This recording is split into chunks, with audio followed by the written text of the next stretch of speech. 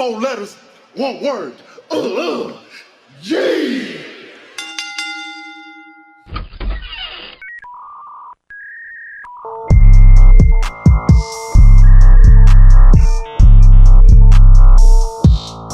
Welcome everybody to another episode of Adulthood Pending. My name is Zaga. And I'm Nick. And this week, guys, we got another great episode for you because we don't put out trash. You notice that, Nick? Like, we just put out just the chef's kiss. I don't know. I put out the trash with my exes. So, I mean, You said you put out your trash with your exes? they're the same thing. So, let's be honest.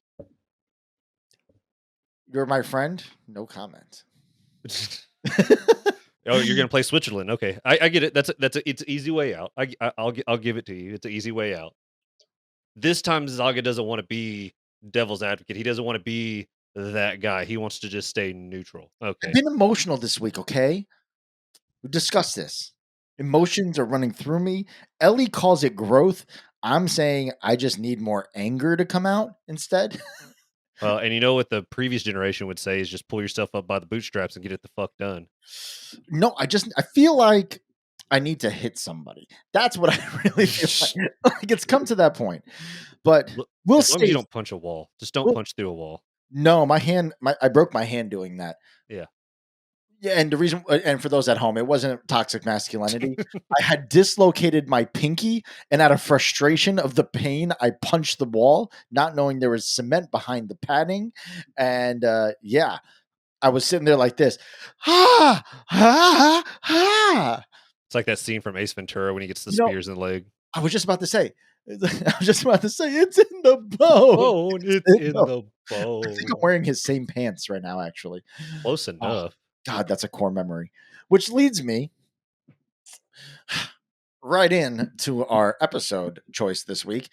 We are diving into core memories unlocked. And by the time this comes out, you guys in the Discord, and if you haven't joined the Discord, you're clearly a loser. You're not part of the cool club. And I just want you to know the chat that everyone raves about in this is called the ADHD Express. You're welcome. There's a name for it now? Yes, the ADHD Express. And this is a shout out to everybody part of the ADHD Express. If you haven't joined in yet, please go find the Discord. Just Google it. Just Google our name. It's gonna pop up. But hold on. Why should they have to Google it? We're in the year 2025 where you can literally create a link tree that has all of our fucking links, merch, Discord, all the that makes things so much simpler. And for you to not even have that, shame on you. I'm just lazy. I'm just lazy right now, okay?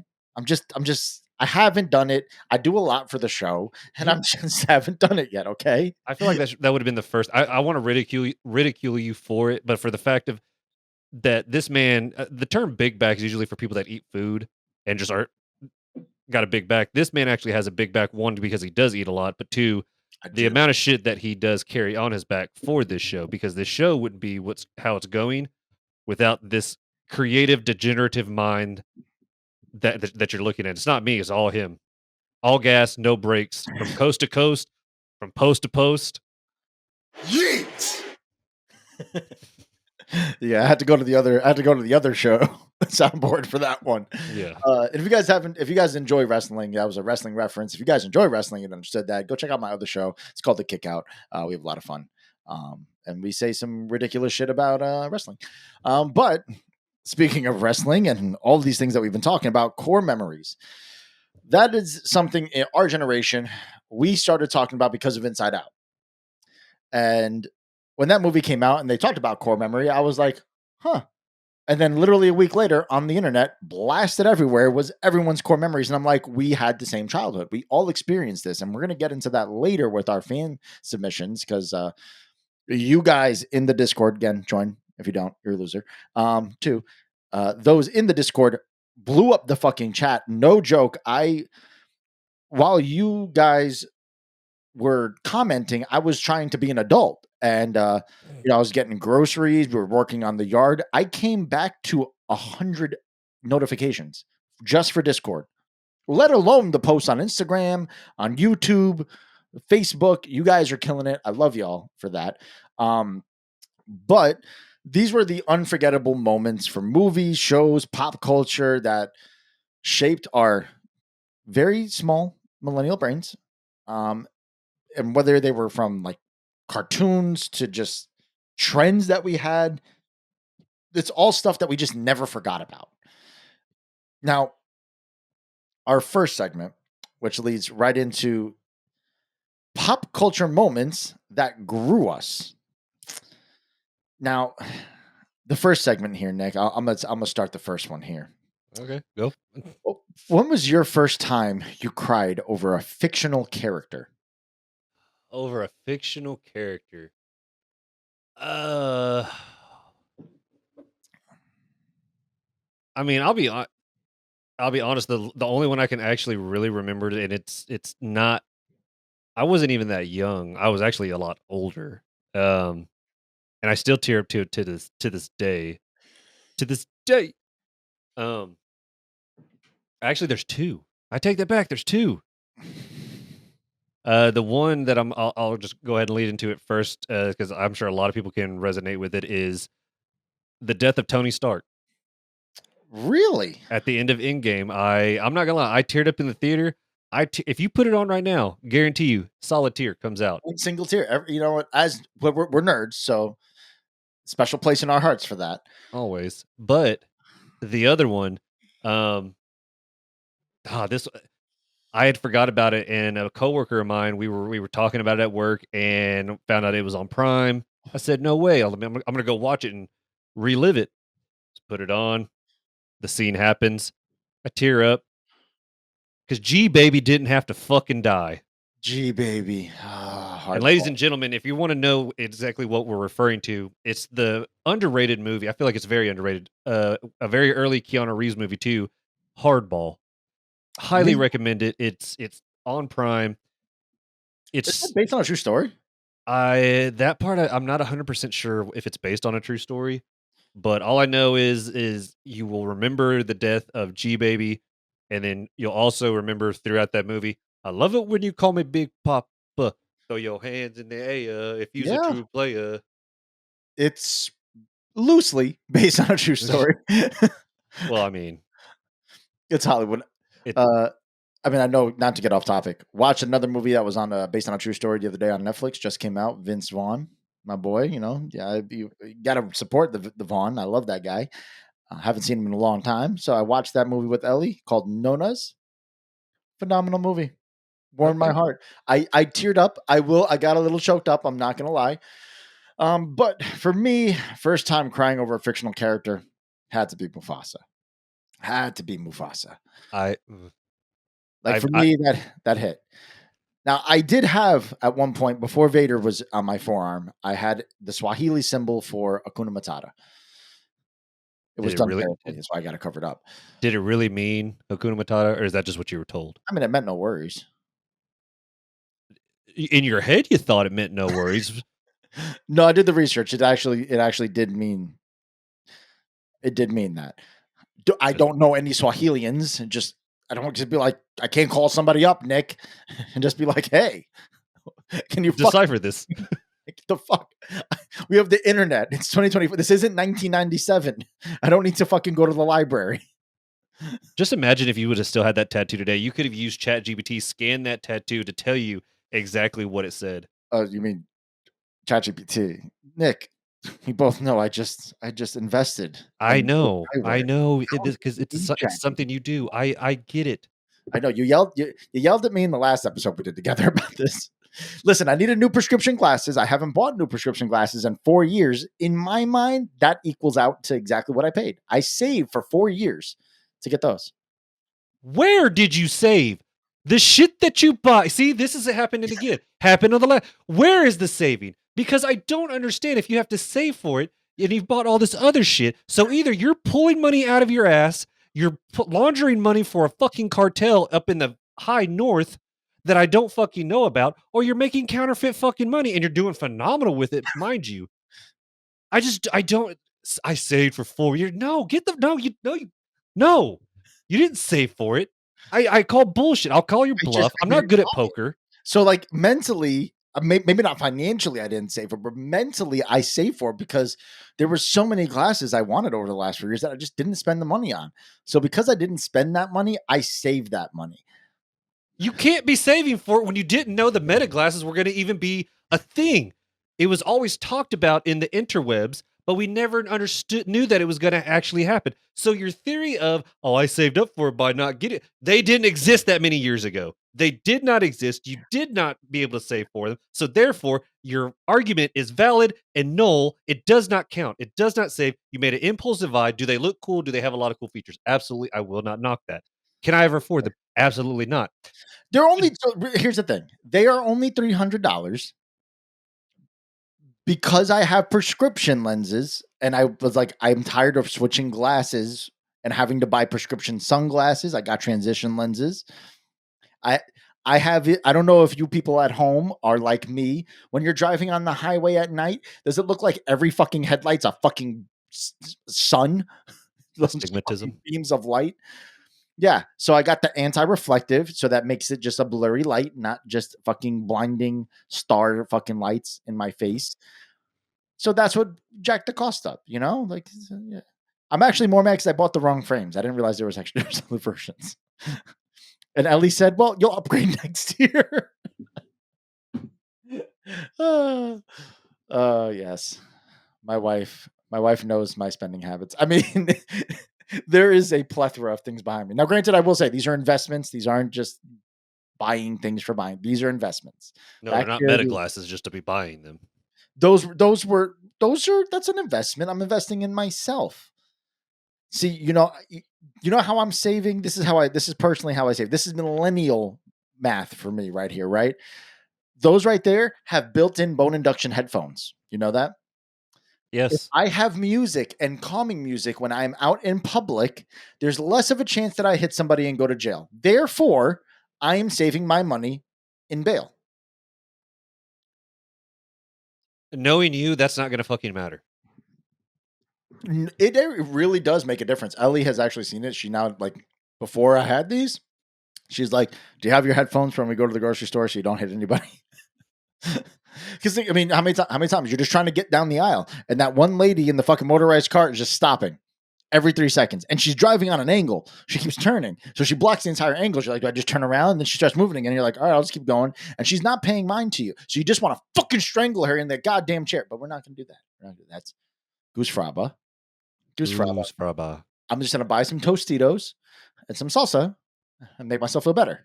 My salsa makes all the pretty girls want to dance and take off their underpants. My salsa makes all the pretty girls want to dance and take off their underpants. My salsa. Whoa. Core memory Unlocked. ding ding ding. Okay, now next part of this was shows that made emotions hit before we had the words for them. Whew, man, there's many of those. There's a mini of There's a many of those. I mean, gosh, you could go with, man, anytime the Power Rangers were doing, like when we thought Tommy was dead, thought Tommy died, and then Tommy came back and he was the White Ranger, and that was like the fucking most reliving moment ever. When Chucky was being talked about, but she's talking about his mom. Come to find out that she Mommy. died. Yeah, like that hit so hard. Futurama. Oh, I don't even one. have to say the scene. I don't even have to say the scene. I already know that one, and that one's to this day still, like, when you do, because you and I, we're dog people. We're dog people. So when that scene happened, I just, dude, it hurt. I make a crossover of that movie or from a movie to that show, and it's from Billy Madison. When that dog sits there and waits and waits and waits, and Fry comes back from the future to look for him. I feel like Billy Madison. You go out there and you find that fucking dog. And dude, but down that scene in general from Futurama where the dog, man, it just, that just shows you that is truly man's best friend. Right. And then you have Up. Fuck Bambi.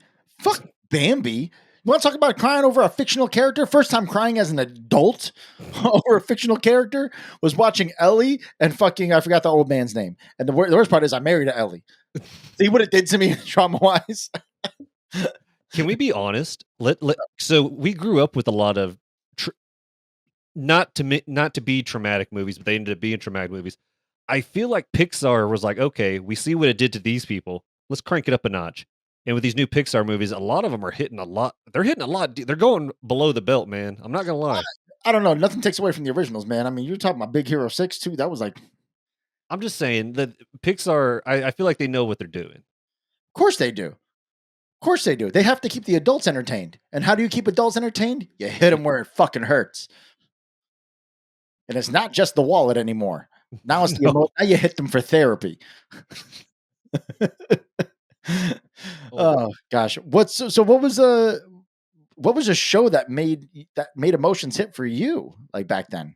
So, not a lot. I'll be honest. Not a lot of animated shows hit me very deep in the gut. So I know it hits me like in my quote unquote feels, if whatever you want to call it, when it was more of a like more of a, it was live action, so like an actual sitcom. And it's one that I'm rewatching for like the thousandth time, which right now is Boy Meets World. There's so many episodes where I Oh start to my get god. right here in my throat. It starts to tighten up, and I can feel the watery eye. There's so many episodes. I'm just like, fuck. But I'll be honest, the one that probably hits the hardest, and it's still to this day, because I see the clip float around Facebook and Instagram every now and again. It makes its rounds, um, and it's just the one scene, and it's from Fresh Prince of Bel Air, the original Fresh Prince of Bel Air, where Will breaks down about his dad, and it's just when he's just like, "How come he don't want me, man?" Um, And I from think what makes it even better, and I'm sorry to cut you off there, no, but you're what fine. makes that scene even better as an adult now is knowing that Uncle Phil really grabbed him, like really hugged him, Oh like yeah, that. no, that was not. I think honestly, I want to say that was probably improv because that That grab he was felt the just so. moment, like this is this like. But I watched an interview with him, and he said, I just saw it in his eyes. He wasn't acting anymore, and that was James hugging Will. That's Stings. it. No, it really does. Because I mean, I came from which I'm on good terms, and I'm rebuilding the relationship with my biological father now and stuff Growth, like that. growth. But watching that growing up, and then still, like I said, seeing the clip now, it doesn't necessarily trigger, but it definitely pulls on the heartstrings quite a bit because my biological father was absent due to divorce and stuff like that, and being in the military. It was very hard, and then like growing up, you're like you start to have like these thoughts like, does your I mean, I'll be honest, like when he and I reconnected, I asked my dad, I told him, I said it felt like he didn't want me and stuff like that. So like I broke down again at the age of 32. I'm 34. Like at 31, 32, I broke down and told him that because I've always I mean my mom has always been there for me and stuff like that, and so she's always been the primary parent. And then of course like my stepdad, who I have viewed as my actual dad, and do call him dad as well. He pretty much like from that scene where Will says, "How come you don't want me, man?" When James Avery pulls him in and hugs him, like my stepdad was like the Uncle Phil of that situation because he filled that void that I was missing during that time. Um, which everything now is all copacetic, in my eyes on that whole forefront. But yeah, that's where it hits the most for me. Yeah. Logic had a podcast in his podcast. He brought his dad on, and they on the show. They went into it like Logic was in tears, just saying like, Oh, why I would saw you that. do that? Why would you do that to me? I was your kid, and I'm like, yo, like, Oh. listen, I have a weird relationship with my parents. You know what I'm saying? Mhm. Like, I'm from a family. My parents were divorced. I don't really talk to my moms like that so much. My dad and I have, we've grown a lot since I moved back to New York. But when I was younger and they were divorced, like I'd see him on the weekends, and a lot of times I go to my cousins' houses. So it's not like he was completely, not there. but I kind of get it, sort of, in a way. You know what I mean? Another weird one that just it pulls at the strings, right? Like it's one of those things you watch as a kid and not watching as an adult. You're like, motherfucker. You watched Pokemon when you grew up, though, right? For the love of God, please, can we not go down this road? I know where this is going. Well, there's two different moments. There was one. No, I know exactly. I'm thinking of both moments. Trust me. I had to watch. I watched them the day they debuted. I watched it when the movie debuted. This fucking hurts. And I'm gonna say the first one was when Butterfree, he let go of Butterfree, and it was like the emotional, Okay, so we're thinking of two different scenes. And then the second one was where he turned to stone, and Uh, Pikachu started freaking out, and Pikachu started crying, and all the Pokemon started crying, and then I started crying, and I remember my dad going, "Why the fuck is he just saying Pikachu? Why are you crying? He's just going Pika, Pika, Pikachu, Pika, Pikachu." for the love of God, I want that clipped. I need that as like a ringtone or something. I don't know why I'm doing it super Filipino too. I don't either, but I'm here for it. Filipino dub. But no, okay. So the scene that you brought up first, that's not where I thought you were going with that. What was the other scene you were thinking of? It had to do with Charmander. Oh, wait, which Charmander one? Where his flame almost went out, like all the like he was left abandoned and stuff like that with his flame. His trainer had left him, and before Ash found him, and he was sitting there with the leaf over his head, and his flame was about to go out. He was almost going to die, and it.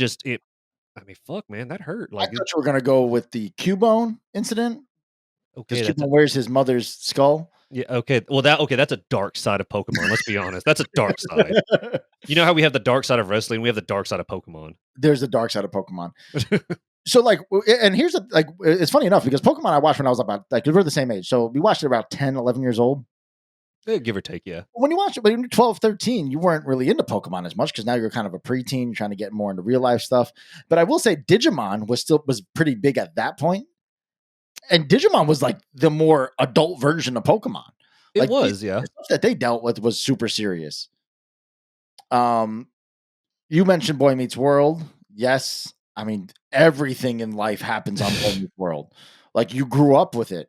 Even Stevens was another one, but not that one, not so much. Lizzie McGuire was also pretty good, but I'm not a chick, so I don't get it. Land Before Time broke my heart before I could have understood that.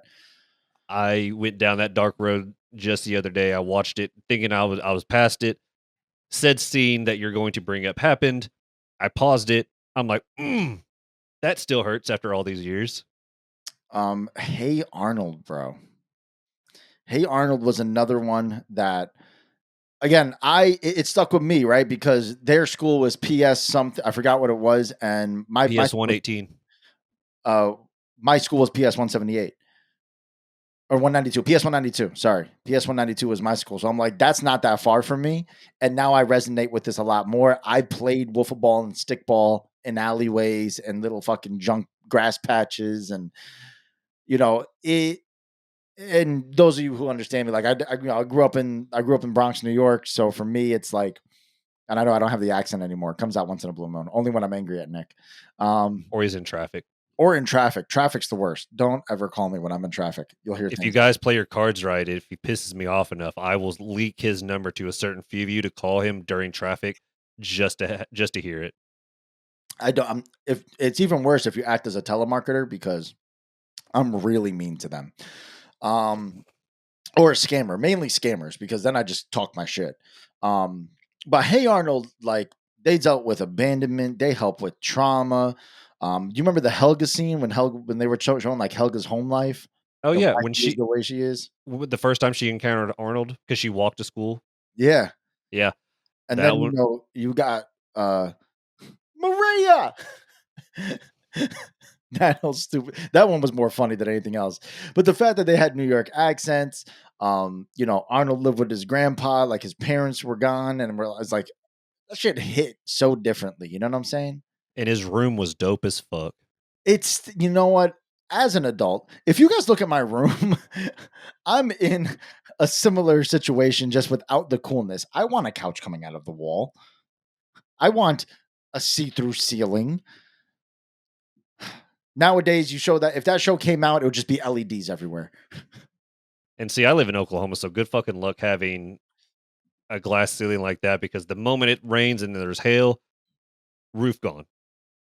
Yeah, you need like bulletproof glass for that.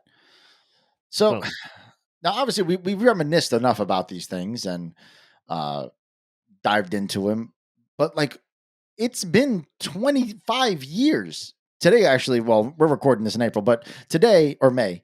But I'm shot, bro. But today, in May 18th, I saw a post.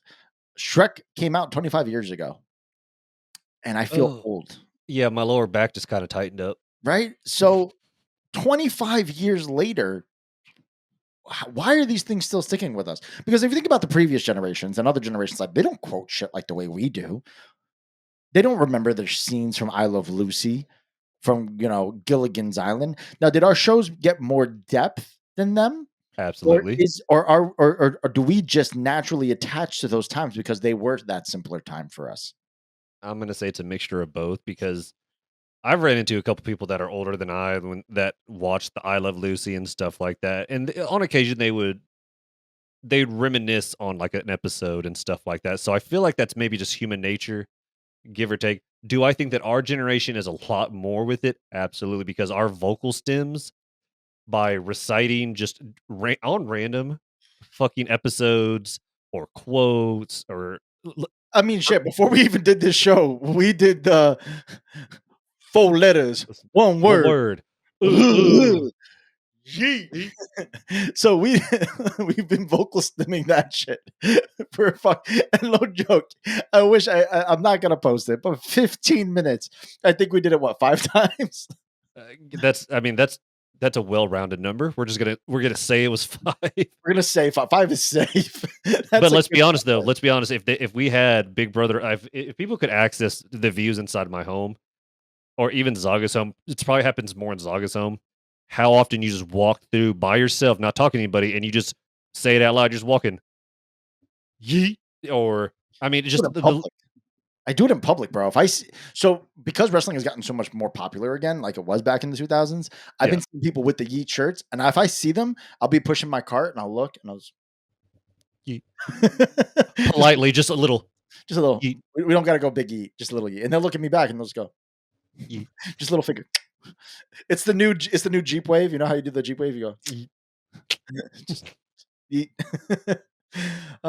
But looking at these, I mean, let's get down to the core of it. Why did we why did we stick with, like, why is this shit sticking with us so hard, man? Like, no, like realistically, we just went down a whole rabbit hole of a ton of different shows, like shit that we really remembered. Like you brought up Charmander losing his fucking flame, Oh, right? Like these are things that really burned into our brains. Like I brought up Chucky and his mom, right? Like, was it because cartoons like made emotions safer for us to explore as kids? Because even like as adults now, like we're pretty in tune with our emotions as adults. Millennials pretty much are. We talk about this shit all over the internet. do you? Okay, hear me out. I got a theory. Oh boy.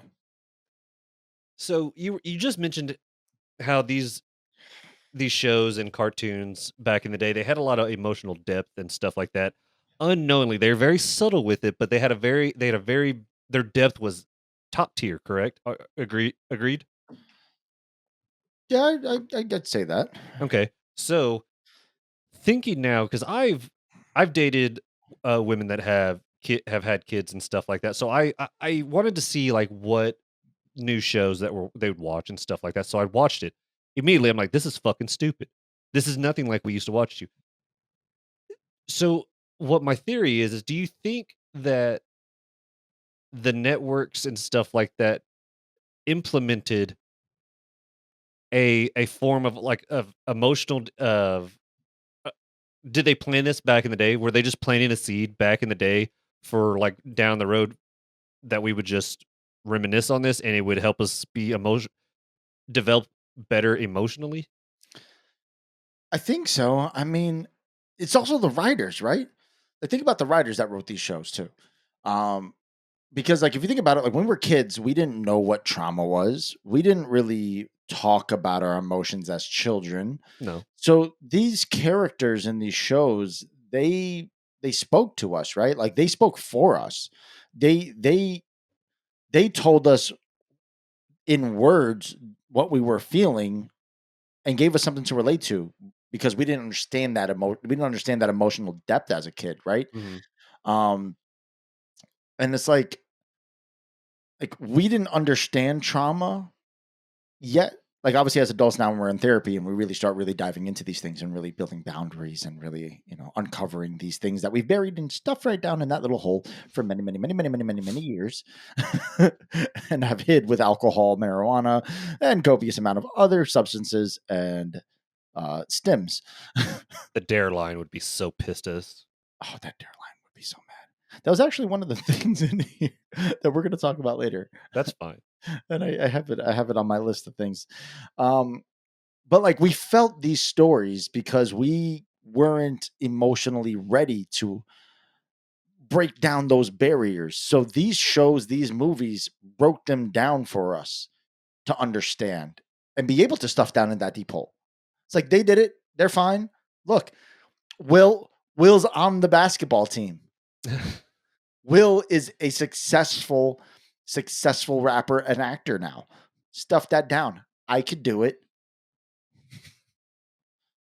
And now we go to therapy because we're old and we didn't do it. But that's besides the point. We've talked about that in previous shows, previous episodes. Those shows, they might have talked to us, but they set us up for fucking failure. God damn it! They made us believe we could really get through this shit.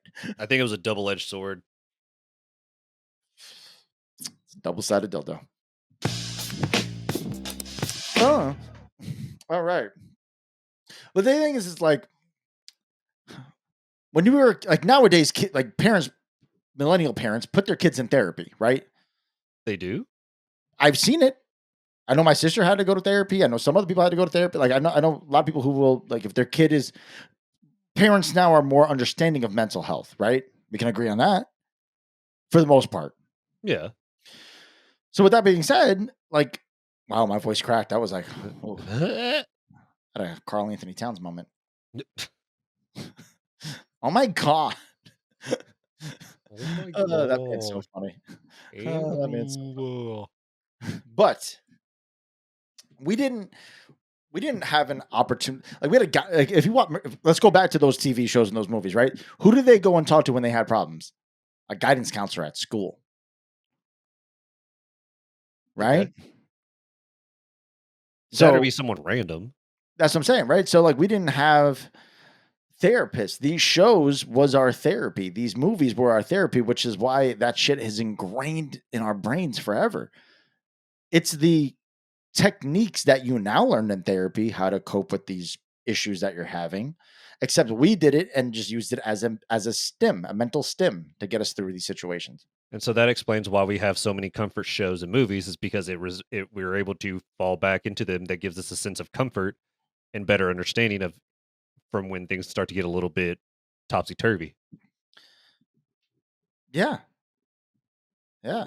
One of the examples here and like from my notes I put from before was they were our first mirrors, even if we didn't know what we were looking into. That was some this is what these are how my brain thinks when I'm sober.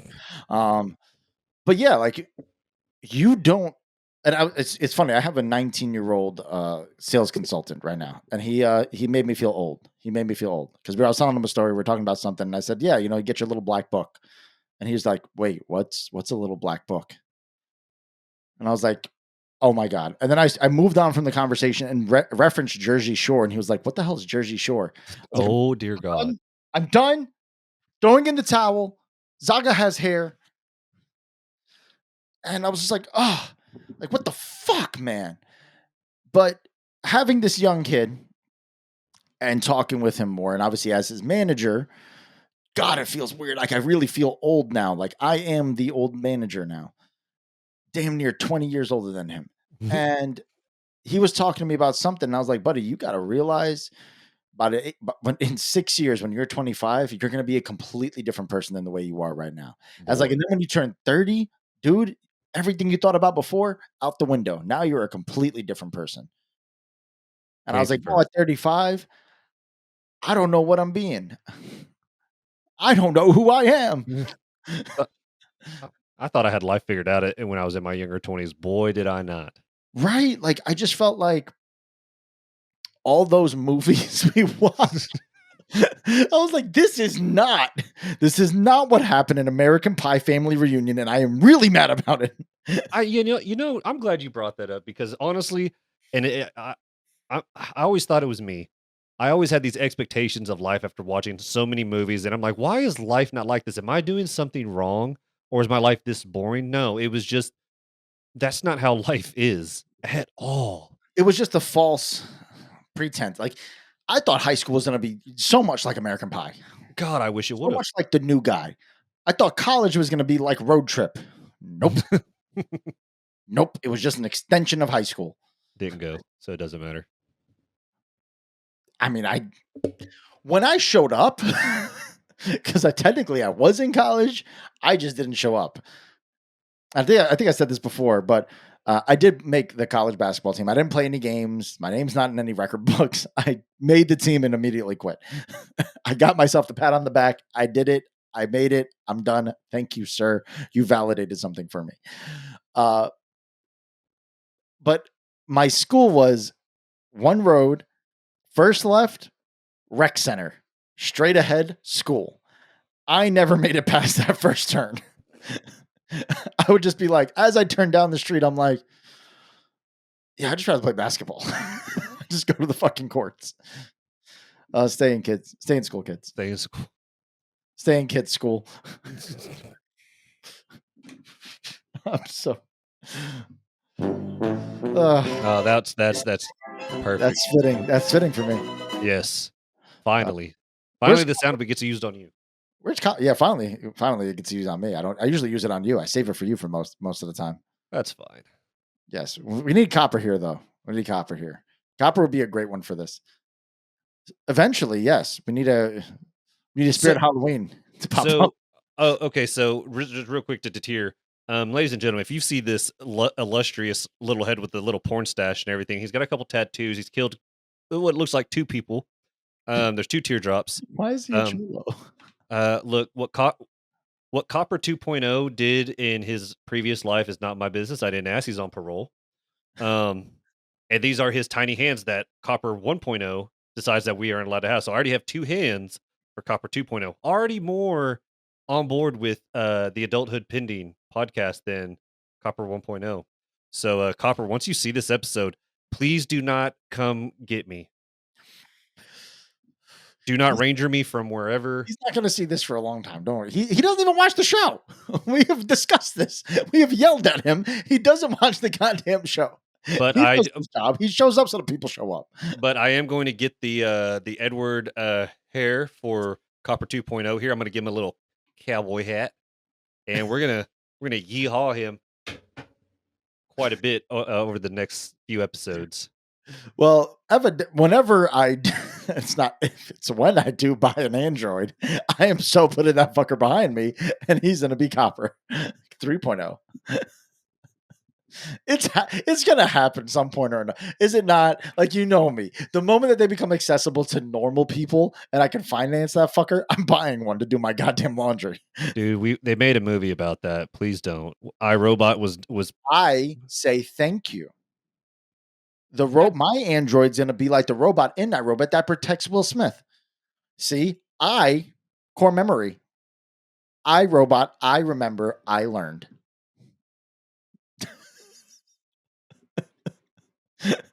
I need that on a shirt. That's my response to AI. I'm done. Nick is so done with me. I'm done. I'm done. Okay. You want to start us off on our next segment of this episode here? Why not? You got to keep the show going somewhere. We're just going to keep going on these wild off tangents, and we're just NFA all over again. I mean, making this podcast, we knew that was gonna be there was gonna be sprinkles of it, but It's the ADHD Express. uh, Fuck the Polar Express. Fuck Tom Hanks. This is the train you want to be on. those dead eyes. Which which.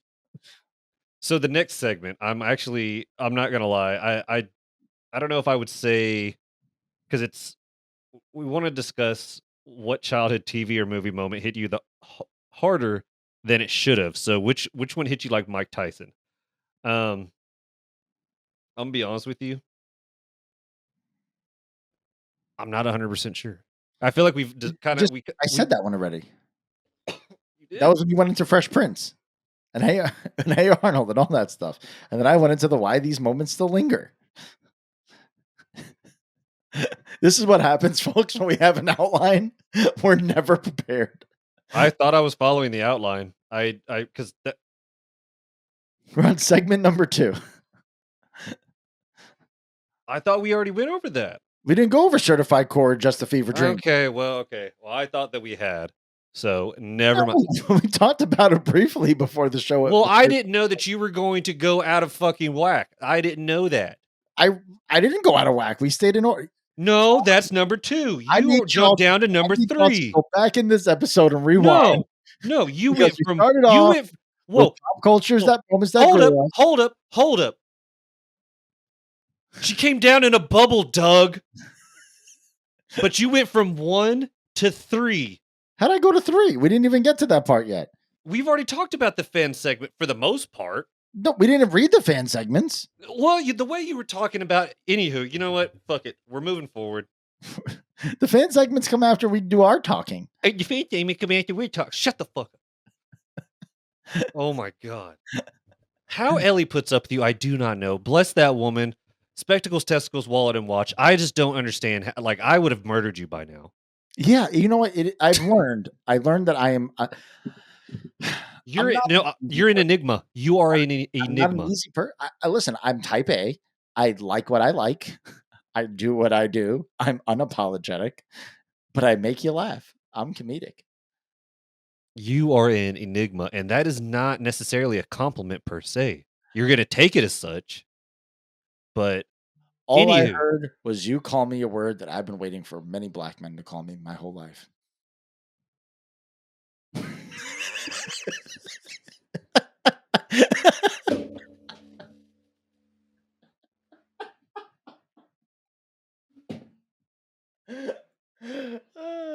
Jesus Christ. Oh my God.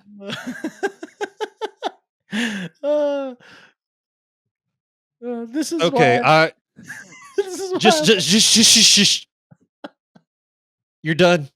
We're gonna get into the next part. And that's when you'll speak again. Since when do you run this motherfucking show? Well, technically, you and I both run. Yes, you run more part of it, but I'm your devil's advocate to your devil's advocate. I am. I'm your own devil's advocate. As oddly as for some reason that actually works. You're just mad that was a great play on words, and you fucking know it. Ladies and gentlemen, we're gonna segue ourselves right into the second part of the segment,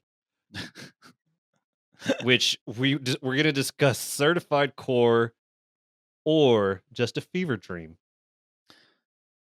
And so Zaga and I actually talked about this prior to the episode getting started. We talked about it, and I had zero problem with this thing because I remember it a long time ago, but there's a buddy at work that has the same expression or opinion of. Yes, we did talk about this. Yeah. Which what this just before you get into it, what this segment means, guys, is this certified core memory, or is it just like a collective fever dream? And though, I don't know if you guys were just as confused as Nick and I were, we had to Google what a fever dream actually was. Now, obviously, with these segments, I plug in my ideas of what I want, and ChatGPT gives me a nice little outline of my ADHD thoughts.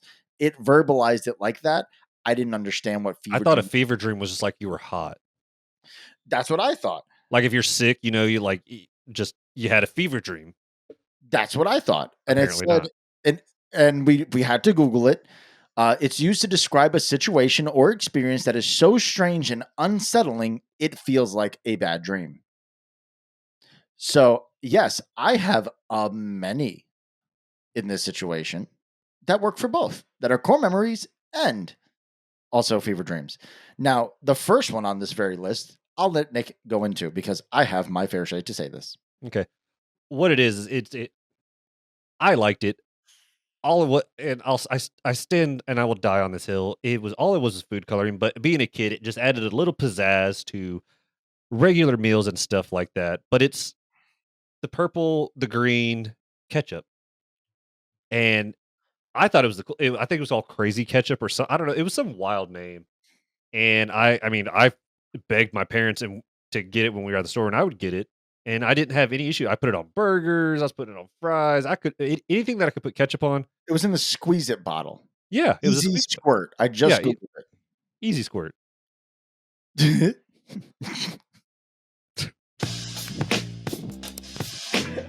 I'm such a child. I wasn't going to feed into it, but like when I said it, I looked dead into the camera. I'm just like, yeah. It was so like the way you said it, and I wasn't even looking at you, and I saw you in my peripheral. And I was just like, I giggled because I knew our one singular brain cell merged virtually for just a half of a second. Our tips touched. Yes, we crossed the streams, Ray. We did. Core memories, baby. Core memories. But no, like I had my coworker, he swears, he's like, no, he's like, it was fucking disgusting. I don't see what the big deal was. It tasted just like regular ketchup. It was growing because it was purple. Okay, so you I'm gonna compose myself. It looked like baby poop. I don't care. You used to eat green eggs and ham when you were a child, right? When you would No, read. I didn't because I'm like, eggs are not green. They are white and yellow. Like me. So, anywho, I break them again. so you've never used food coloring for anything ever in your life, food wise? So the only thing, and I'll No. It's a yes or a no. No, it's only one time I used it. I didn't use it. I watched Blade, and I was so fixated on that movie that my mother got green dye, put it in my orange juice, and said, "Drink your serum," like Blade did. And I was grossed out because it was green. I didn't ask for it. She thought it was a good idea. It failed. So you've never put food in all the things that you've ever made food wise as an adult, drinks. You've never put food coloring. No, I don't use food coloring. I call bullshit. I don't use. You can check my when you come here in October. You can go look in my spice cabinet, and you can see there is not a single thing of food coloring.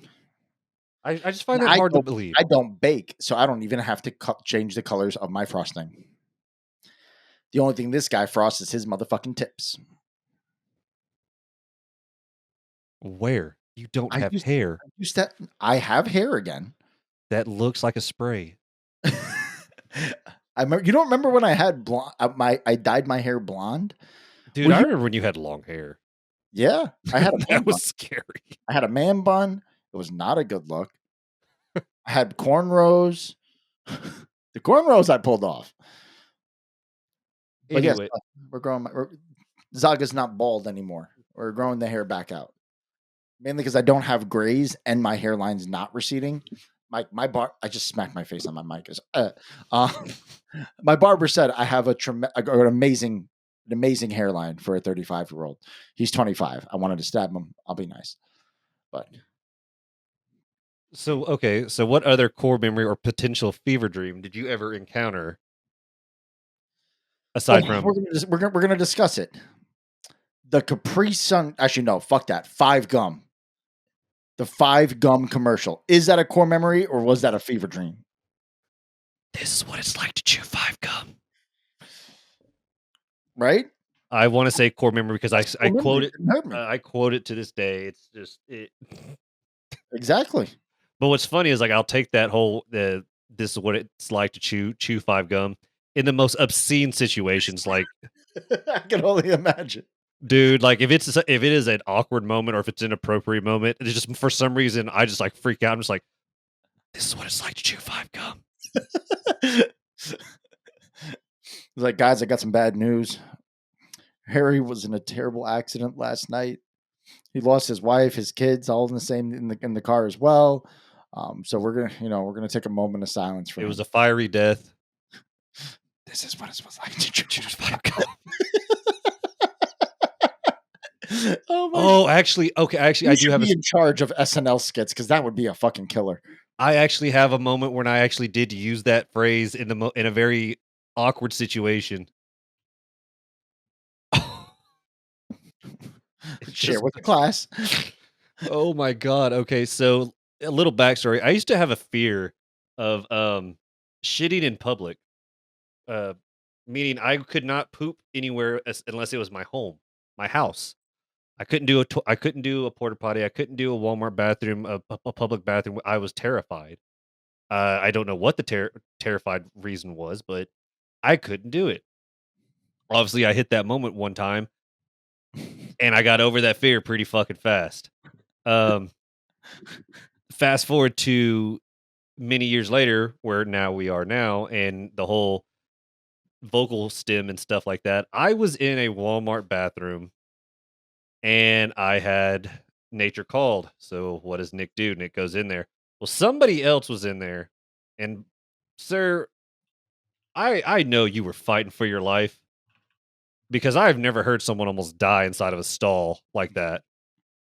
But after the initial about 5 or 6 grunts that this man did, and I thought he was gonna hyperventilate, I'll be honest with you. I thought he was gonna pass the fuck out.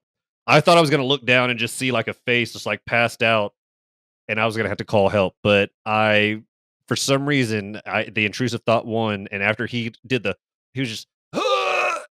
and he let it go. I just whispered in a loud whisper, "That's what it's like to chew 5 gum." And I just hear in the next stall, "Yo, what the fuck?" What the fuck?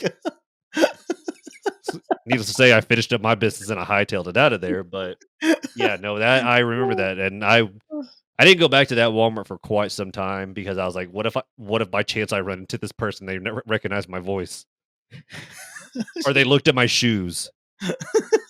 I don't know. It Oh just god, that's great. Yeah, see, I actually have an ongoing series in the local Hartford area on Google where I rate restrooms. Or like I'll rate an entire establishment based on a restroom. Where I'll go in and I'll be like, service was good, wait staff was phenomenal, food absolutely out of this world.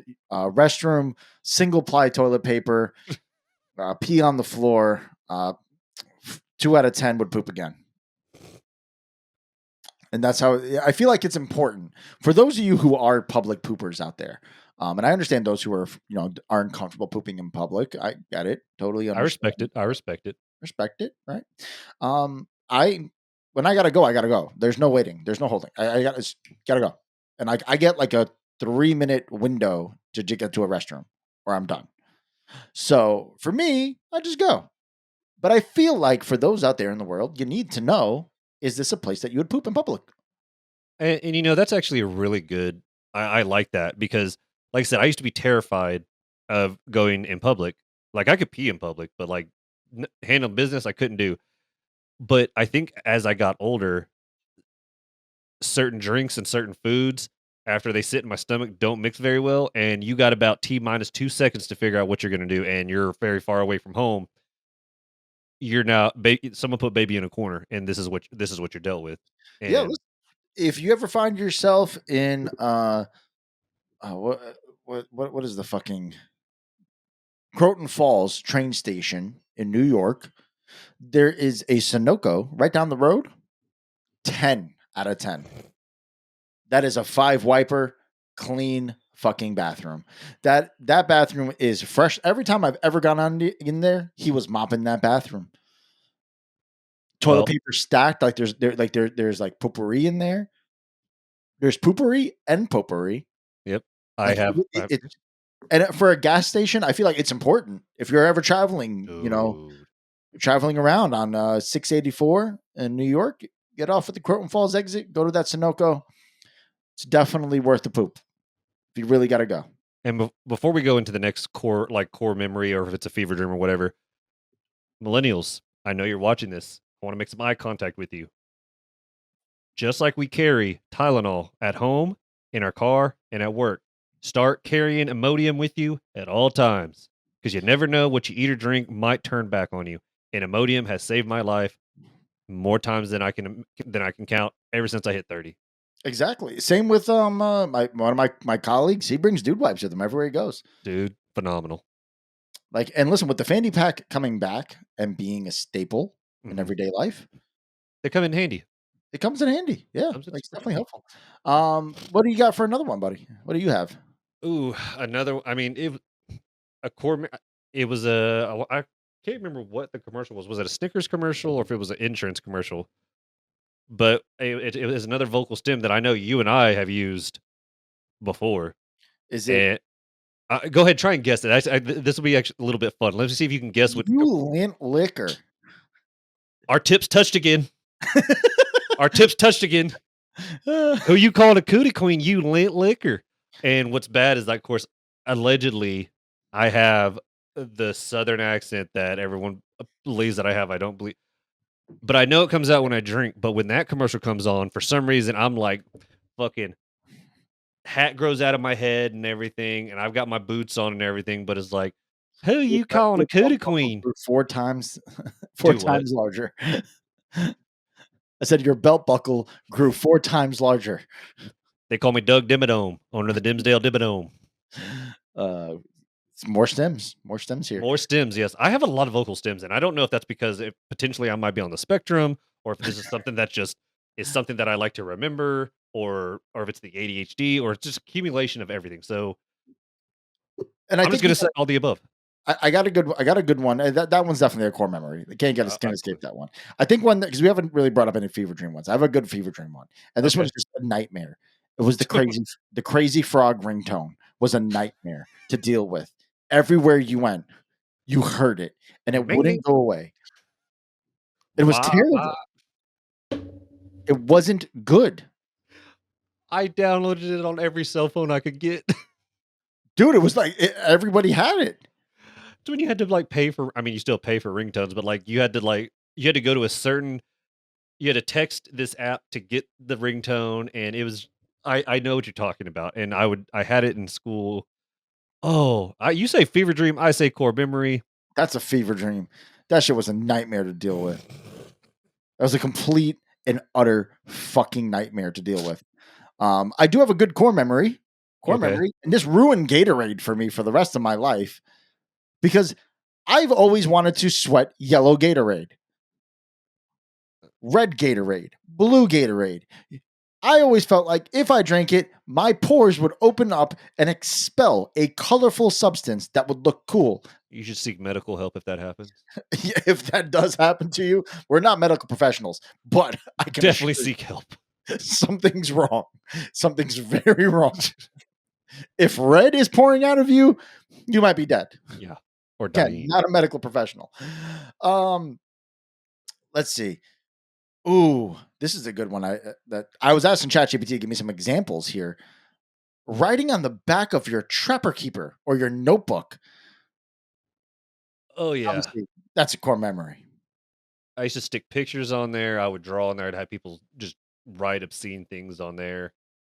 I would doodle. Yeah, no, that tracks. Another good fever dream that was just ingrained into my head, and no joke, I saw this because my nieces were over. We had they wanted to do a sleepover with aunt and uncle, so we invite yeah, you guys can spend the night.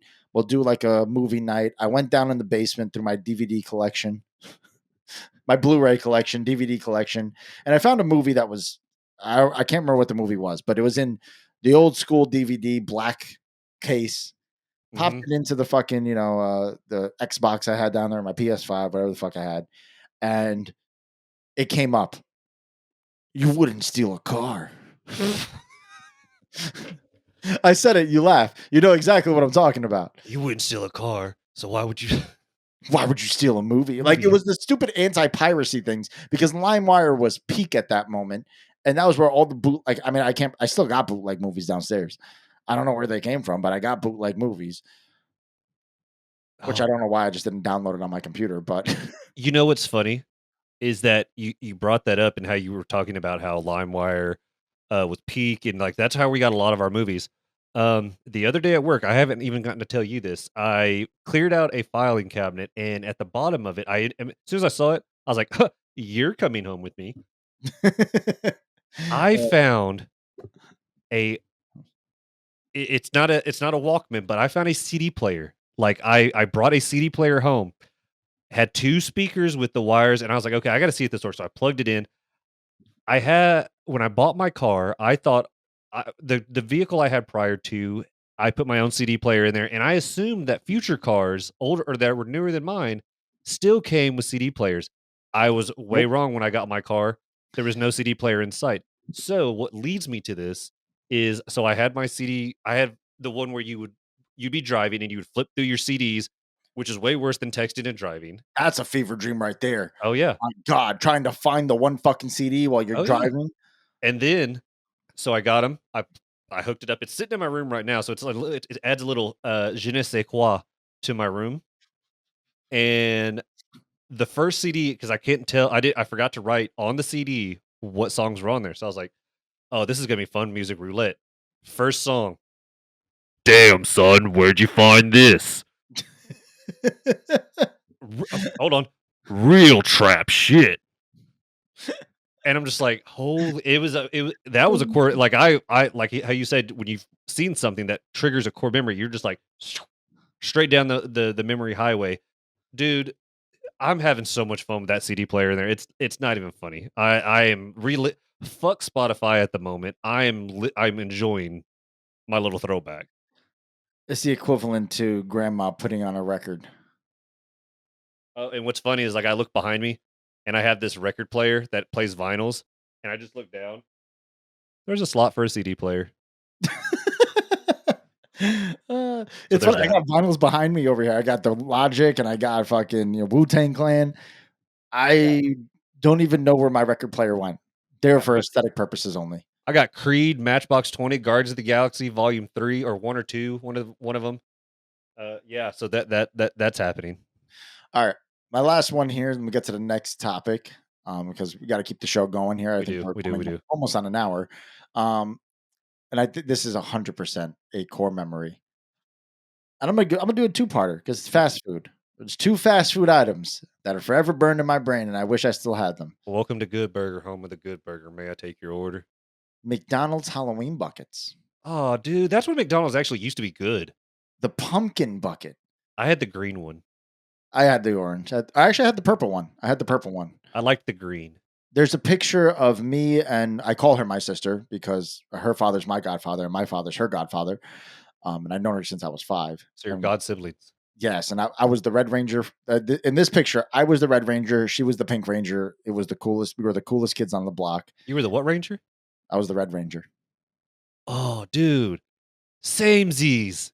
Yeah. Like you had the half plastic mask. Yeah. And our costumes sucked back then. We They didn't did. have the muscles built into them. They were just baggy, shitty, fucking breathable. I don't remember ever overheating, but they were breathable because the new costumes are way too thick. Yeah. But the McDonald's Halloween buckets, followed by the limited edition Burger King Pokemon Gold cards. Oh, That came dude. in the Pokeball. Oh, dude. I would skin a 9-year-old for one of those right now. And just for ha-has, I'm Mhm. going to Google Burger King Pokemon. The first thing that comes up is gold cards. They are selling for $1,600 just for the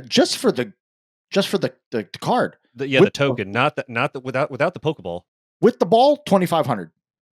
Dude, do you understand how many financial situations that we've missed out on because we didn't keep any of this shit like we should have?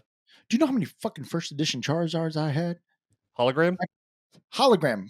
Prided myself in my collection. Prided myself in that collection. I had fucking World Series baseball hats from the 90s that would be worth thousands of dollars right now. like I had the entire set. I had Mew, I had Mewtwo, I had Pikachu, I had Charmander, I had them all from Burger King. Like my dad was the kind of dad that when he had me for the weekend would like spoil the shit out of me so I could resent my mom a little bit more. But like we would like, and this is his thing. We would go to the movie theater, and then like literally on the way home, there was a Toys R Us like right around the corner. So we would leave the movie and then go to Toys R Us. And then he would usually treat me out to fast food. Now, granted, my dad was 25 years old when he had me. So this 10-year-old version is me now, currently 35. Me. And if I had a kid, and if I was a divorced dad, you bet your ass I'm bringing him the fuck. We're gonna go see the new Marvel movie. We're gonna go see Thunderbolts, and then guess what? We're going right to Target or Walmart, and we're getting all the fucking toys for it. Maybe this is why we aren't parents. You know what? This behind me and my fucking metas are the reason why I'm not a parent yet. True. Because I would say I think I'd make a great dad. I'm extremely caring. I know a lot about a lot of shit. I could teach that kid. I think I have good moral values, but I'm way too selfish right now. I really enjoy my shit. Same. I'm not gonna. I'm the same way. Before and just real quick, you unlocked something for me about Burger King. It's a real quick, and then we can go to the next segment. I remember going to Burger King. Me and my stepbrothers would go over to my stepdad's late mom's house, which was so she was like my grandma, my like step grandma, but she was my grandma. If that makes any sense. Kind And of. so, okay, so she would watch us while my parents worked and stuff like that, and she would always take us to Burger King. It was, and for some reason, Burger King has always been like a core memory for me, and I still eat it to this day. But she would take us there. I had the best time. Bless her heart. We miss her every day. But she is. I always resonate Burger King with her because that's how I was able to get like my golden Pokemon stuff Yeah. and stuff like that. And she always fed into our she poured into us about those kind of things. Like she always took care of us there and stuff like that. So she was an amazing woman. Bless her altogether. I mean that was Yeah. My grandfather was like that with McDonald's. I remember, and this is a core memory for me. We went to this Italian restaurant in Yonkers, New York, and we sat at the corner window, and legitimately, right next door, right behind, outside of that window was McDonald's. And I remember I didn't want anything but McDonald's. I just wanted chicken nuggets and French fries. That's all I wanted. as And my every kid. grandfather, now granted this is coming out in June, so I'm hoping I'm not a Knicks fan, but my grandfather was a diehard Knicks fan. He's the reason why I actually fell in love with the game of basketball. I actually have my grandfather's college basketball jersey hanging in my closet Oh downstairs. shit. Yeah, so like I remember I was crying and I was just upset. And I remember my mom, my dad and my grandmother, everyone's like, just stop. You're not getting fucking. We're in a nice Italian restaurant, right? Nice Italian restaurant right next door to McDonald's. And you're in a nice Italian restaurant. Order something here. They have chicken fingers. I'm like, no, I want McDonald's. And my grandfather got up, and everyone thought he was just going to have a cigarette. He was an avid smoker. And his ass walked to McDonald's, got me chicken nuggets and French fries. Hey, listen, my grandfather passed away when I was 7. So, like for me, everything that my family ever told me about him was I was his best friend. I wasn't his grandkid. I was his best friend. Like we just did everything. One of my youngest memories in life was watching the Knicks versus the Bulls, and that was when I fell in love with basketball. Watching Michael Jordan, and he hated that I loved Michael Jordan. Damn. He wanted me to be a Knicks fan. Sorry. All right, let's move on to not the last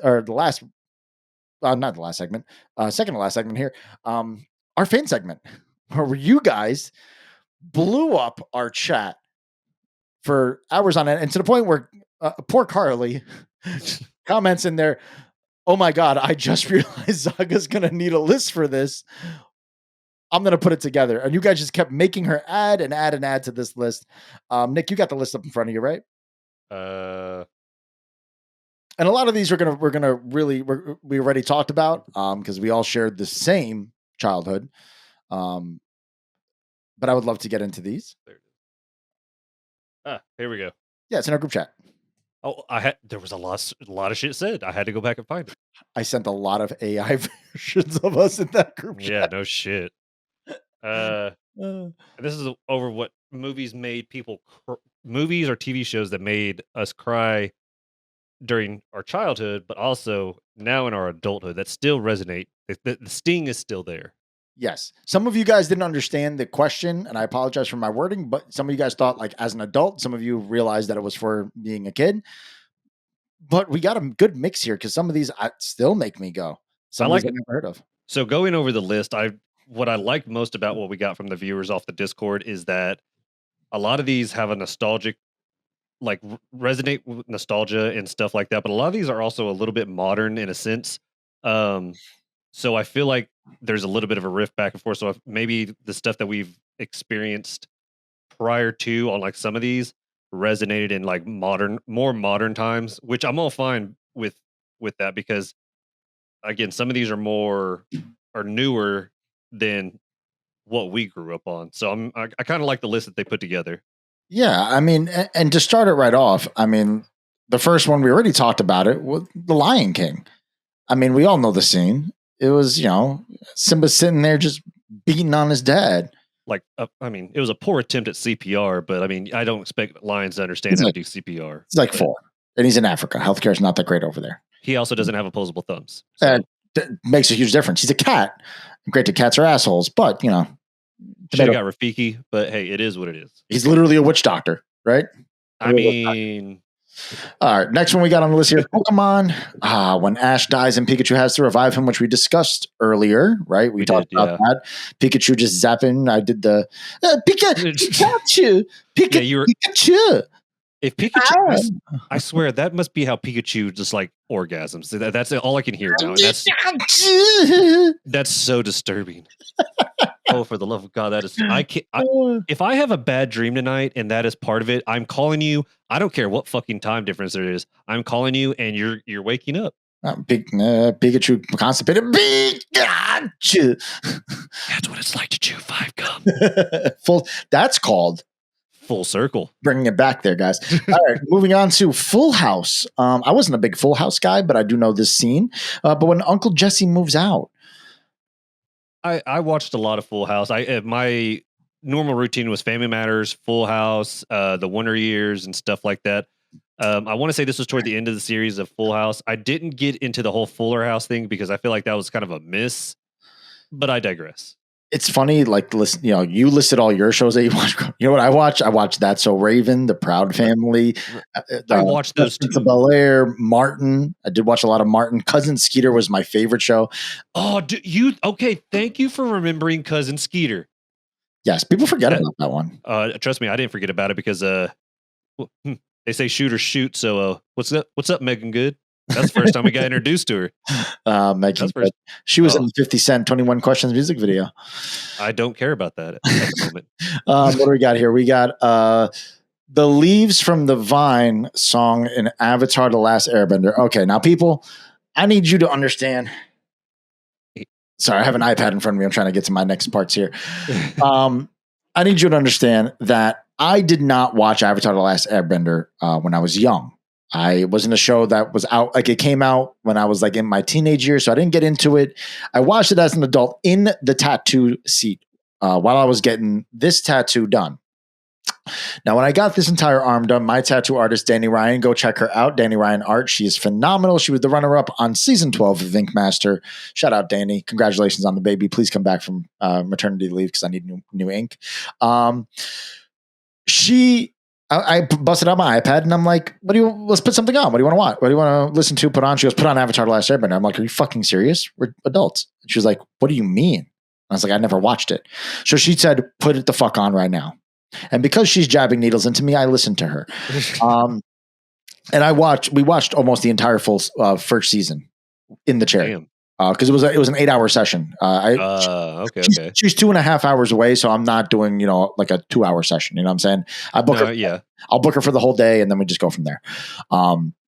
So we watched almost the entire season. I became immediately hooked to the point where on this tattoo, you'll see this is the water tribe. I have air up here, earth, and then fire on the inside. So I am very much a huge Avatar: The Last Airbender fan, and that episode really tugged at my heartstrings. It actually reminded me of my grandfather quite a bit. Next one here, Nick. This is one that we touched on earlier, where it's still, you put it on, I guarantee you, I'm going to tear up, and it's Things. It's see, okay. Actually, no. At first, I was gonna disagree with it when they said Infinity War, Avengers, Infinity War, and Endgame, because I was like, okay, Infinity War wasn't that sad. I took that back immediately because I didn't want to. Mr. Stark, I don't feel so good. I don't want to go. And then the worst part is, like, now knowing that Chadwick Boseman was really sick and dying and just was giving his heart and soul to every fucking film he had, and then you see him in that scene, and it's like, no, Chad, damn, man, you were Jackie Robinson, dude. That those two movies definitely still they get me. They do. I know that's being the nerd side. I know you understand it, Zaga. It's just fuck, man. I didn't expect that in a theater, right? And like you collectively cried with a bunch of other adults, so it was okay. Oh yeah, it was a community cry. Group therapy. Absolutely. Now, that whole funeral scene, fuck Tony Stark dying. The funeral scene got me, dude. You see everybody there. That's what broke me. I think what broke me is when I saw after Pepper said he can rest now, and then you saw as it panned out from Tony where he was sitting, and everybody just starts kneeling. Take the knee. Taking the knee, and I was just like, oh, dude. Oh, dude, I got goosebumps right now, man. That just, oh. All right. You want to take the next one? Yeah, because I don't, hold on. Okay. Okay. Dyslexia kicked in. I'm not going to lie, because when I read this, it said when Anthrax died. I was like, yeah, fuck yeah, Anthrax died. No, it's when Artax died. 19. In the never-ending story. Yeah, no, that one hit. Not a lot of people have seen A Never-Ending Story. Confession, never seen it. Damn. I know of the giant puppet dragon, but that's it. I don't know anything about that. I don't remember a lot of it, but I do remember watching it a lot. I want to go back and rewatch them now. I got to figure out what platform they're streaming on, and I'm going to go watch it. The Indian in the Cupboard was way more emotionally attaching to me than anything. That is a phenomenal movie. Yeah, slept on. And you know what? I'm actually ashamed of you because at this entire episode, I was waiting for you to bring up one singular movie that we discussed earlier this morning in our text messages, and that was the Kangaroo Field martial arts film, the classic. The Warriors of Virtue is slept on. I understand it is horrible acting, horrible kung fu. I do not care. You got Australian kangaroos who speak in a Chinese accent. And can we both agree that the dude that couldn't talk with the circles, it was fucking great. It was great. I love it. You know why we liked it? I'll tell you right now. And I apologize because we're completely sidetracking on this, but this is full circle here. This is what makes it.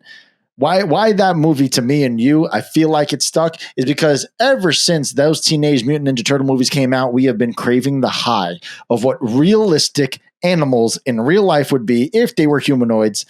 And Teenage Mutant Ninja Turtles got it right. Warriors of Virtue, close second.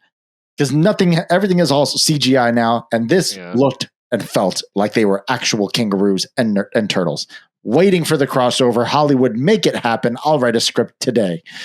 I wanted you to go over those two because High School Musical 3 is and the very end scene where it shows them all individually on stage after graduating.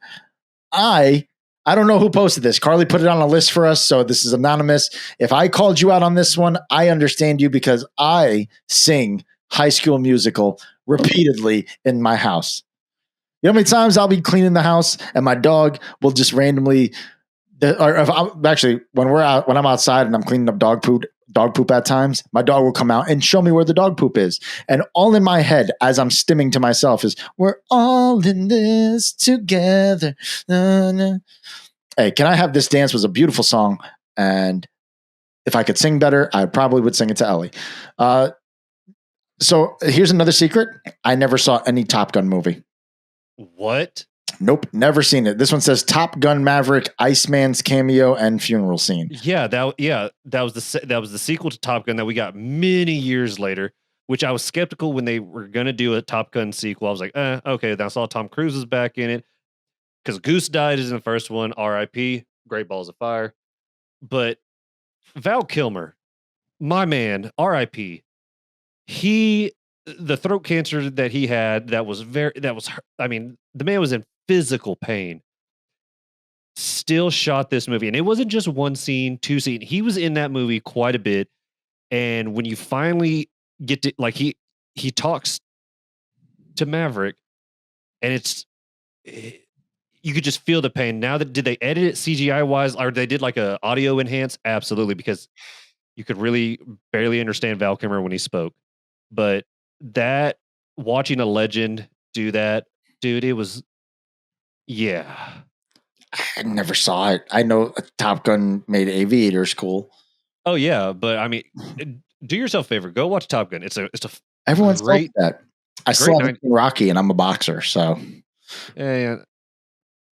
Forget about it. You also never watched Warrior, so two different time zones. Well, I blame you for never getting the 4th season. So, okay. Well, the next one that we're going to lead into, this one not only was it sad because of who the actor was, it actually hit home because it reminds me of the friends that I've lost in an unexpected way, stuff like that.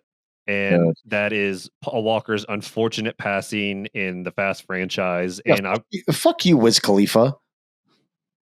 Thank you, but fuck you. Yeah. Because when I hear "See You Again," it's been a long day without you, my friend. Oh God, dude. It just stings. You covered the next two. I already closed out of that one. I'm on the second screenshot here. Okay, so I can't really give my opinion on this for the sheer fact I don't know what the fuck it is. Respectfully, it says that moment in The Last Unicorn when she fights back on the beach and frees the other unicorns. I don't know what that even is. I don't know what that means. It's not provocative. It doesn't get the people going, so I don't understand what it means. We're sorry to call you out on this one, but it's your nerd boys here. You know, if we're asking the question that comes to nostalgia and pop culture, we're guys. We don't watch unicorns. This one here, Fresh Prince of Bel-Air, which we all understand and we have discussed quite a bit about, and Uncle Phil questioning himself as why his dad didn't want him. First things first, rest in peace, Uncle Phil. Uncle Phil. For real. Yep. Inside Out, where Bing Bong dies. You know what? As an adult, when I watched that movie, I was really starting to understand myself. And then I watched Bing Bong die, and I thought about what childhood fucking memories did I just completely delete out of my head. The first 5 minutes of Up, which I discussed. Again, sorry, never saw Treasure Planet. What? I'm an Atlantis guy. Okay, and I respect that it was a line drawn. It's either you love No, there is no line. There is no line. No, if you like Atlantis, you need to watch Treasure Planet, because Atlantis and Treasure Planet are two very slept on movies by Disney that need live action. They both need live action. Superior. Do what? Atlantis was superior. No, it wasn't. Oh, I'm not crazy. Milo was a fan. Right, they are right there, bro. They are right there to me. No, sorry. Yeah. You can't say that because you've never seen Treasure Planet. Don't need to. Okay. Danny DeVito in it? Is Danny DeVito in it? No. It don't win. It don't win. That's why Hercules is superior to Emperor's New Groove. Okay. Solely on the fact that Danny DeVito's in it. Okay. No, it doesn't matter if Danny DeVito's in it. It doesn't matter. That matters. Go watch Treasure. No, go watch Treasure Planet. Go do yourself a favor. Do the world some courtesy for once and go watch Treasure Planet. Nope. Degenerate. No. Old Yeller. I've never seen Old Yeller, so I can't even say that one. I haven't. I know what happens. So you shoot the dog, right? Yeah, you shoot the dog. You shoot the fucking dog. Listen, if they had said Marley and Me, totally get it. That's why I'm a dog dad today. We're not going to go down the road of Marley and Me. We can't. I know that I'll cry. I will cry in that one. Right here. Nowadays, having 2 puppies, God, anytime I see anything where a dog's dying, I'm just crying. Yeah. Like there's just a viral video of a dog saving another dog who was having a seizure. The next one, Fly Away Home. That's actually a slept on one You too. But just skipped on 2 of them. You skipped on 2 greats. who says I wasn't going to go back to them? Oh, I don't know. We were I wanted on to animals. We were on the animals. I thought you'd stay with the animals. Fly Away Home is an I've never animal seen movie. that. I have no idea what Fly Away Home is. There's geese are involved.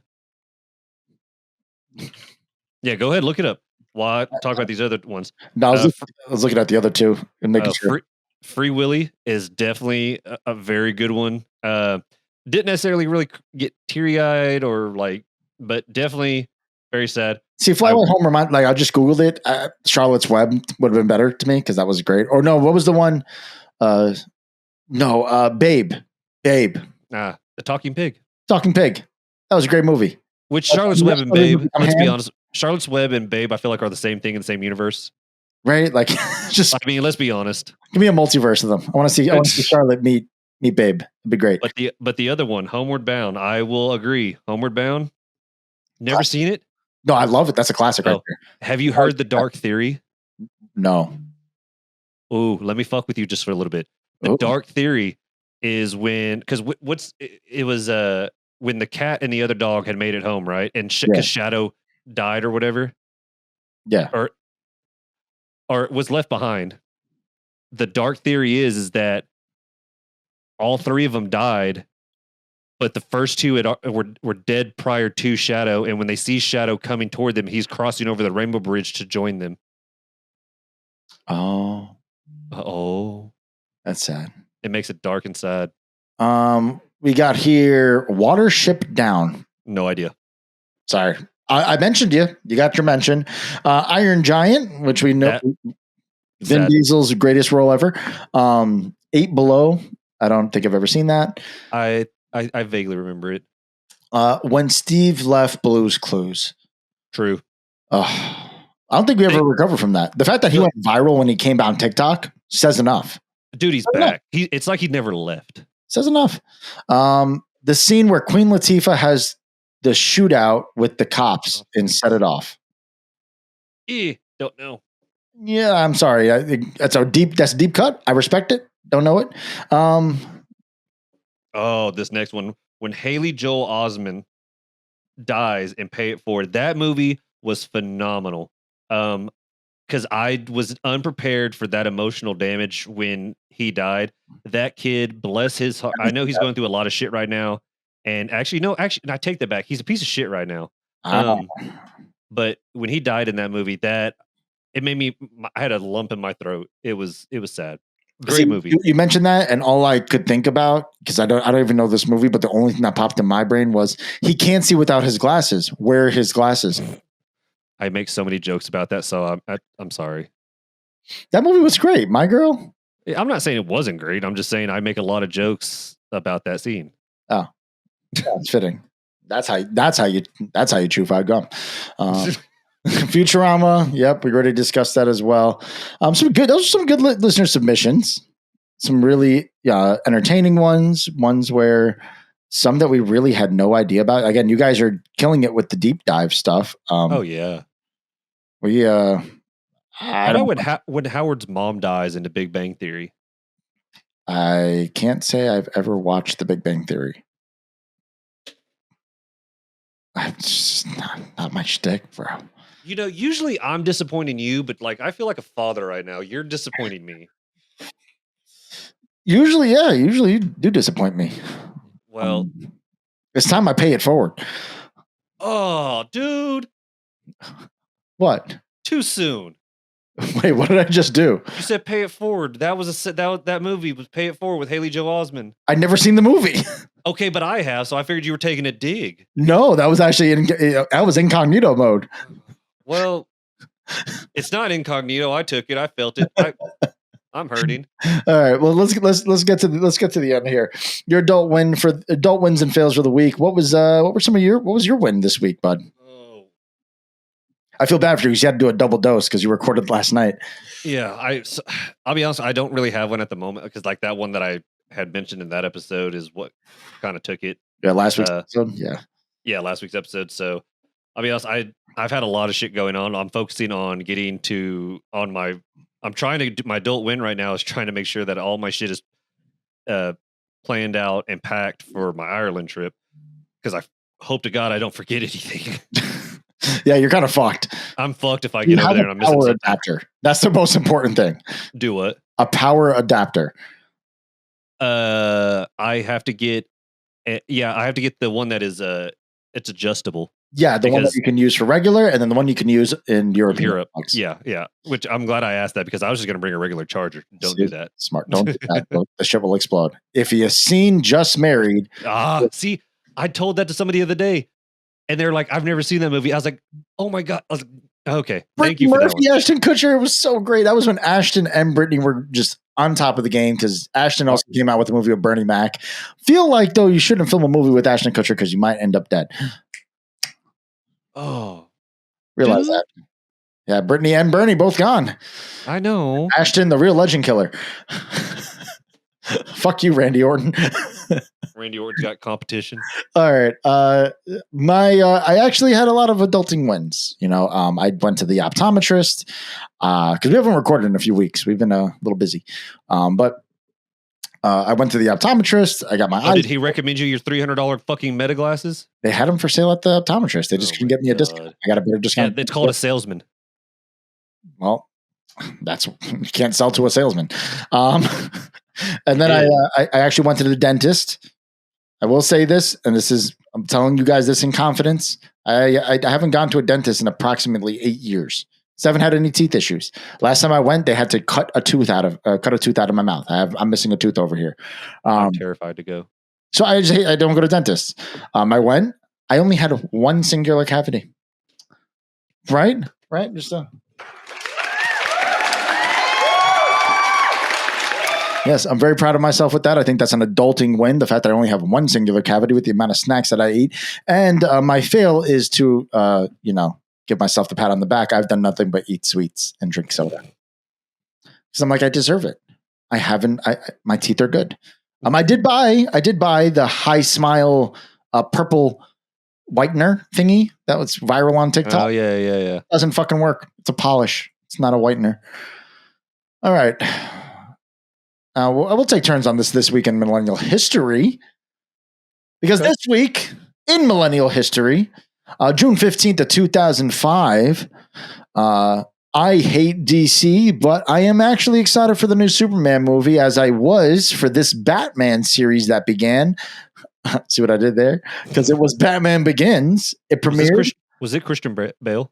Christian Bale, yes. Yeah, Christian Bale. Yes, the reboot, because obviously it was a more serious, grittier tone than the, Arnold Schwarzenegger as Mr. Freeze that we were used to, which I feel like was where DC made the mistake years ago with these Batman movies is how they're making the mistake nowadays with all the shitty things that they were coming out with. I have high hopes for Superman. I'm actually pretty excited to see it. It looks pretty good. And I hate DC. You look behind me, not a single fucking piece of DC merch at all. No, Peacemaker is a phenomenal series. It was, but that's not really like DC. It is. All he said all the things that I have felt about DC, about Batman, Superman, Aquaman. Okay, he's the Deadpool of the DC. So stupid. Yeah, but he's an anti-hero. Who doesn't love an anti-hero? This is true. Right? Good, you got the next one. Which would follow up after the Batman Begins, would be June 17th. This is a big one, actually. Yeah, this is not an anti-hero. This is this is much a villain. Yeah, very much a villain. Very much a villain. June 17th, 1994, OJ Simpson's Bronco chase interrupts your TGIF routine where you're seeing cops live instead of your regular TGIF programs on national television. You wanted Full House? Well, you got America's Most Wanted. Oh God. Rip to him, I guess. Possibly. He did it, right? Like we're not sure. I don't know. Johnny Cochran said if the glove does not fit, you cannot acquit. Oh God, did But you? I will side with you. I really think that he did it. Oh. I 100% think he did it. I made reference to this movie earlier, June 20th of 2000. Emperor's New Groove trailer drops.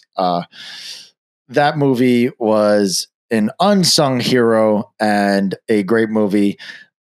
Something I stem consistently. The poison for Cusco.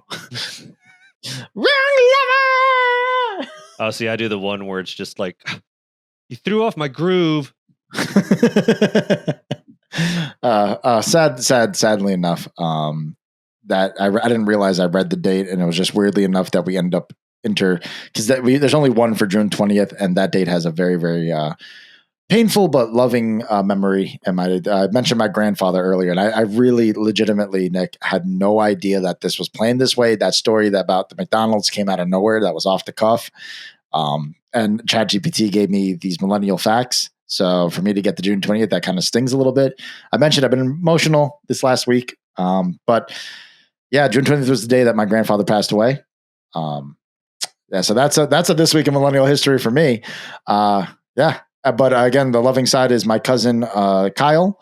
Check him out. YouTube him, Kyle or Zaga. The kid's going to be a name you remember and a name that you're going to see in the lights. The kid just graduated college in acting, and he went for the arts, and the kid is next level. Really, my cousin's yoked. He looked like Bruce Lee, dog. It's fucked up. I didn't get those kinds of genes, motherfucker. All right. You can't hardly even get into your genes. I'm going to take the next one, and you're going to take the last one, because this one is more important to me. June 19th, 1998, the first Asian Disney film made. I was actually loving this song, the song, the movie, the Shame on You, Shame on Your Cow. Mulan hit theaters. Man, I wasn't a chick.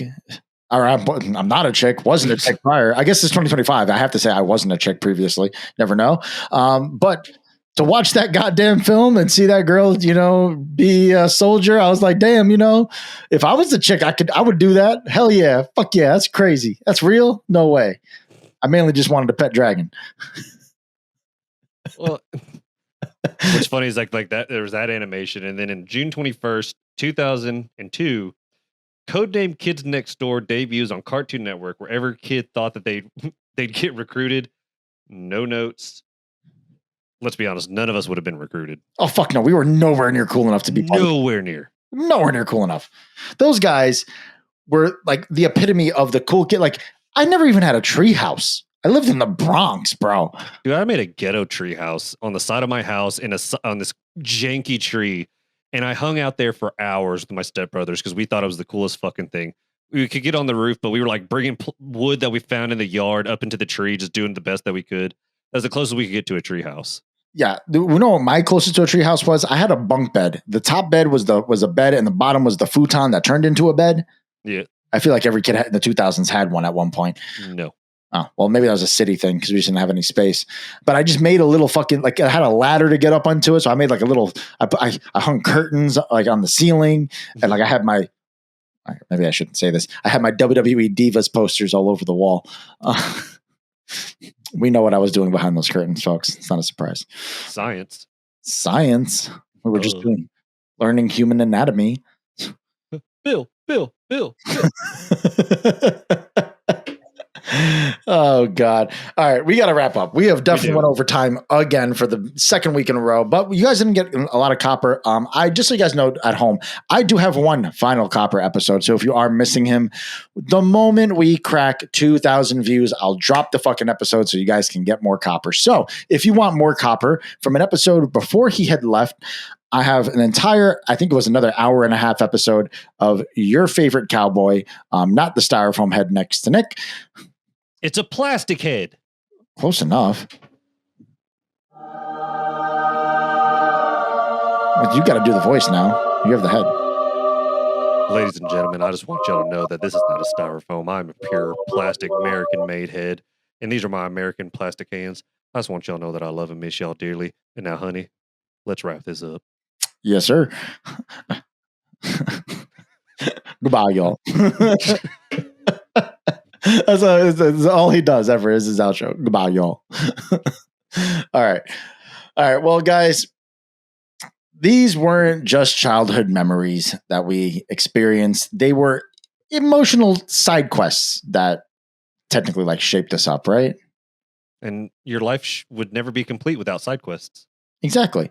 And guys, for those of you watching and have stayed to the very end, if you remember even half of this stuff, you are now cool and you are now part of this very special club. You can all be expecting your memberships in the mail very soon. For the Millennial-core Memory Club. There will be a special knock. Yes. I'm going to make that a shirt. And you know what? I'm going to make it a private shirt. And only those who understand our references, Nick and I's references, not with any other host, Nick and I's references, you'll get a shirt specifically. Exactly. Yeah. I like that. Yeah. Exactly. I like that, right? Tune in next week, guys. We actually got a very special episode. We are debuting. I like how your arc reactor turned on when you hit your desk. We are debuting Your Favorite Witch is coming back. She's bringing our first guest of the show, a fellow millennial that if you guys have watched the NFA Network before, you might remember her. Her name was Juliana. She is Ellie's best friend and one of my close friends as well at this point. We have experienced Disney World together. She is an awesome, awesome person. And they will be in my studio. So we'll actually have the first podcast where everyone's in my studio and that's it. And when it comes up in October, we'll have probably the Christmas episode in October. And I'll be in a costume because we're going to do a costume Christmas. Costume Christmas. Fuck yeah, because cosplay is still cool. Always. All right. Nick, say your goodbyes. Thank you guys for tuning in. And always remember, the core memories will stick with you. They'll help get you through the emotional roller coaster that is adulthood. But until then, stay groovy. I love you guys. Yes, those memories are part of what gets us through the trauma. It was our therapy before therapy. And you guys got to remember these things. You like, you follow, you subscribe. We're going to add one more. You're going to comment on our videos. And that's that adulthood pending. I love y'all. I'm Zaga. I'm out. Peace.